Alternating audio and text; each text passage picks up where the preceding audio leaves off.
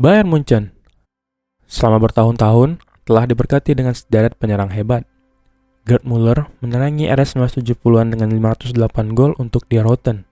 Sementara, Karl-Heinz Rummenigge, rekan setimnya selama 5 tahun, berada di urutan teratas di antara para pemain sepak bola Jerman lainnya. Generasi yang lebih muda akan lebih mengenal Robert Lewandowski, Luca Toni, dan Mario Gomez, yang semuanya telah mencetak banyak gol sejak pergantian abad. Namun, bagi banyak orang, nama Giovanni Elber mungkin tidak langsung muncul di benak mereka saat mendiskusikan para pemain terbaik klub. Hanya sedikit yang bisa menyaingi apa yang telah ia raih. Hampir 150 gol dalam 266 pertandingan, 4 gelar Bundesliga, dan trofi Liga Champions benar-benar menempatkannya di antara para pemain hebat. Ini adalah kisah dari salah satu anak angkat favorit Bayern Munchen. Tidak seperti kebanyakan rekan senegaranya, Elber tidak memulai karir profesionalnya di sepak bola Brazil, melainkan memilih pindah ke luar negeri pada kesempatan pertama.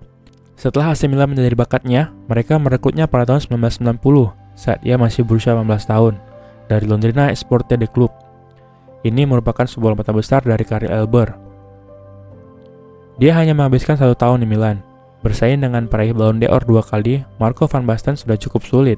Namun, jika ditambah dengan Ruud Gullit, Daniel Massaro, dan Marco Simone, maka hal itu menjadi tidak mungkin. Ditambah dengan adanya pembatasan non-Uni Eropa untuk tampil di tim utama, hal itu membuat Elber harus puas dengan satu tempat di tim Primavera. Tim asal Swiss, Grasshoppers, menawarkannya kesempatan pertama dalam pertandingan profesional pada musim berikutnya, dan ia menyambutnya dengan tangan terbuka.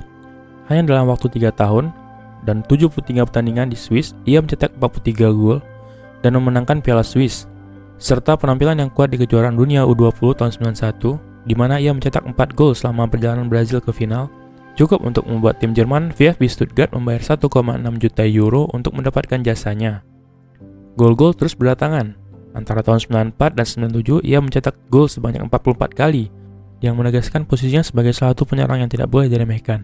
Gol-golnya yang terakhir berujung pada trofi kedua dalam karirnya, di DFB Pokal. Ia mencetak 2 gol dalam kemenangan 2-0 atas Energie Cottbus di final. Di Stuttgart, ia menjalin hubungan yang kuat dengan Kazimir Balakov dan Freddy Bobic. Saat mereka memikat para penggemar di seluruh penjuru negeri, ketiganya kemudian dikenal sebagai segitiga ajaib, yang hingga kini menjadi salah satu lini depan terbaik. Namun kurang populer dalam sejarah Bundesliga modern. Tidak lama kemudian trio ini pecah, dan seperti yang terjadi di Bundesliga, Bayern Munchen adalah penyebabnya.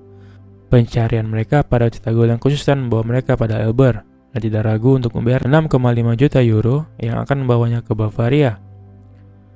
Musim pertamanya, ia berhasil mencetak gol sebanyak 21 kali saat Bayern memenangkan DFB Pokal, piala ketiga dalam karir pemain asal Brazil ini, dan sejak saat itu ia terus melesat.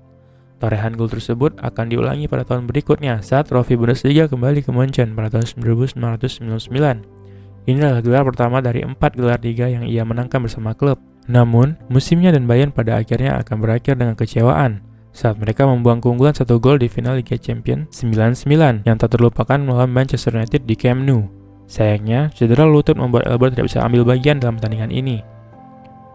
Musim berikutnya, Elber mencetak rasio gol pertandingan terburuknya sejak bergabung dengan klub.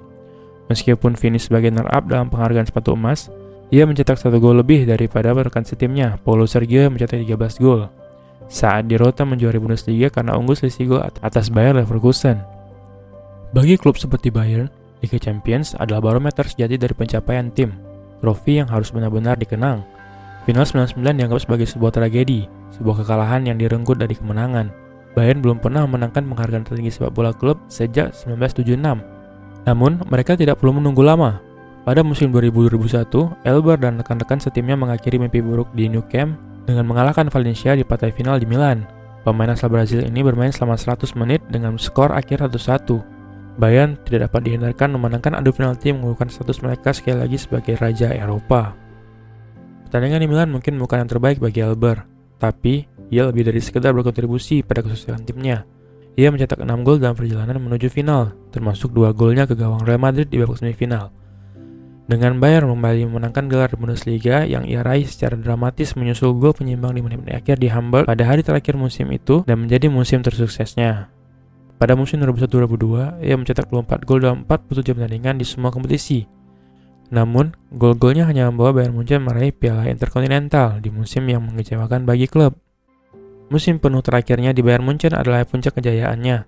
Untuk pertama kalinya dalam karirnya di Jerman, ia mengakhiri tahun sebagai mencetak gol terbanyak di divisi tersebut. Di semua kompetisi, ia mencetak gol sebanyak 31 kali dalam 48 pertandingan, sebuah torehan spektakuler bagi seorang penyerang. Sebuah takdir yang tak terduga, hal tersebut secara efektif menjadi akhir dari karirnya, tidak hanya di Bayern, tapi juga di Jerman secara keseluruhan. Pada musim 2003-2004, Elber pindah ke Lyon. Meskipun dia tidak mencapai level yang sama di Prancis, ia masih memenangkan Ligue 1. Dalam 2 musim, ia mencetak 17 gol dalam 43 penampilan. Ada satu gol yang sangat menonjol. Lyon bermain imbang melawan Bayern Munchen di Liga Champions pada tahun 2001.